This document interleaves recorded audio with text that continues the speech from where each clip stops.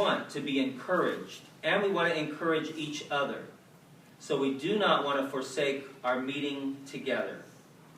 We want to show respect for the provisions Jehovah has made.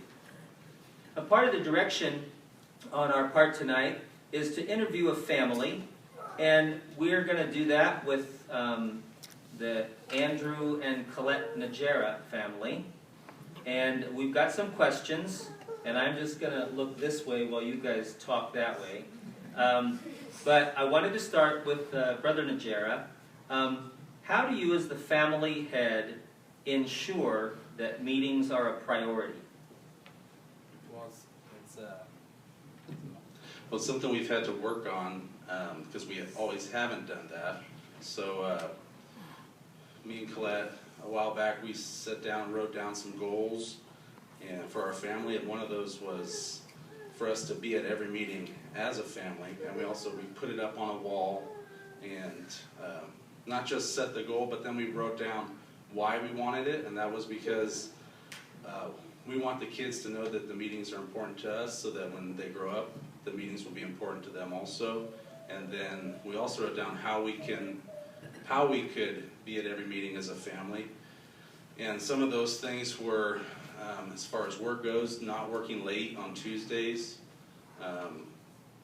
Also, even just planning on not cooking dinner on Tuesday, so make more dinner on Monday so that dinner's already taken care of for Tuesday. And also just not giving ourselves any excuses to miss the meeting. So our mindset used to be, are we going to go to the meeting? But now it's, we are going to go to the meeting. And that that affects then what you will let come up, or what you will then allow to be an excuse for actually not being here. Thank you. I'm going to ask Colette, starting with her, how does each person contribute to the family's regular attendance? Well, I know for me, I've had to really learn to be organized, which is not easy for me because I'm a kind of go with the flow person. But especially on meeting nights, I have to make sure that all my stuff is in order, the kids' clothes are laid out, food is ready to eat and it's in their bellies so nobody's crying before meeting. And so I know for me that has helped at least a little bit. And so all the families here, we're going to ask Savannah, how do you help your family get ready?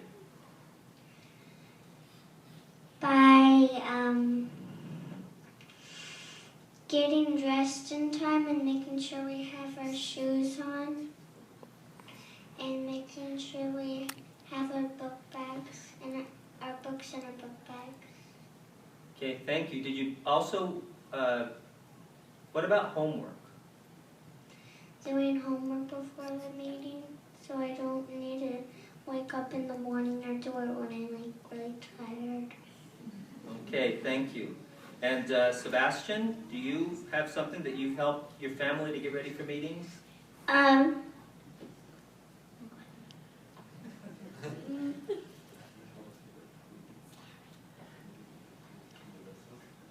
listen, I get my book bag, and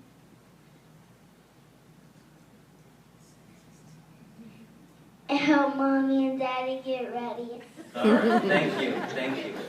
So, I'm going to ask now, when do you prepare comments? Start with Dan. Well, of course, we use family worship time to get comments ready, but with the kids, it's also before meetings, as far as reminding them and also practicing. And it's also kind of a moving target, too, because they're young, and sometimes what you could prepare at the meeting or for the meeting, you're not maybe in the seat to try to answer, or one of them's asleep or something. So, but yeah, that's before meetings, and even on the way to meeting, you can practice answers. Okay. Now, when we had chatted earlier, I was going to ask Colette the same question. When do you prepare comments? I know that for me it works out to get up in the morning before the kids are awake, and just because that's the time I have for myself, and I can think, and I'm not like just underlining really fast. So mornings are good for me to prepare. All right, thank you. Now, it's interesting, when we started chatting about this, the question was, when do you prepare? But if you want to know the answer to how do you prepare, that's the number 14 video of Caleb and Sophia when they show their family. And it really is educational. I mean, it's really helpful. The next question, what sacrifices do you make to be at the meetings? We can start with Andrew. Well, for me, it's mostly just rest and sleep, because I work in construction in the Bay Area, so like Wednesdays are a really hard day for me just because I'm up early today, and then once you're done with the meeting, I'm kind of amped up and can't just go home and go right to bed. So Wednesday is just a hard day because there's not much sleep, but it's not much of a sacrifice really, but I had to come up with something. Because we know there's people that deal with a lot more stuff, and it's encouraging for us to see them here also. So. Thank you. So Colette, what sacrifices do you make to be at the meeting? Well, I'm with Andrew. I don't have big sacrifice. Like Tuesday's the day I go out of the house and work and clean a house. So I guess I sacrifice my sanity on Tuesdays.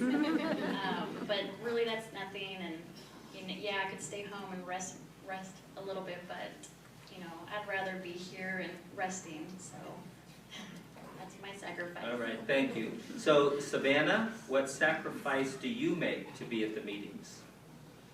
I like going to the meetings, and I like that the meetings are important so you can learn more about Jehovah. Okay, thank you. And Sebastian, what sacrifice do you make to be at the meeting?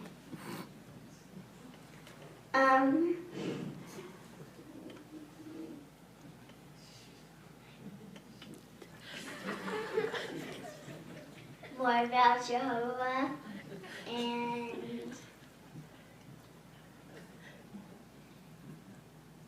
Okay, I thought it video games. Yeah, video games. That was where we were going with that. So thank you.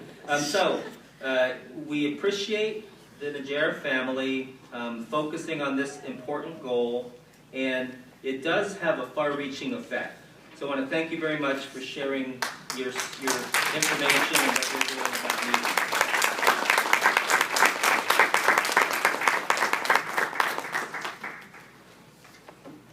We mentioned that Jehovah provides these meetings for us, and we get great benefits.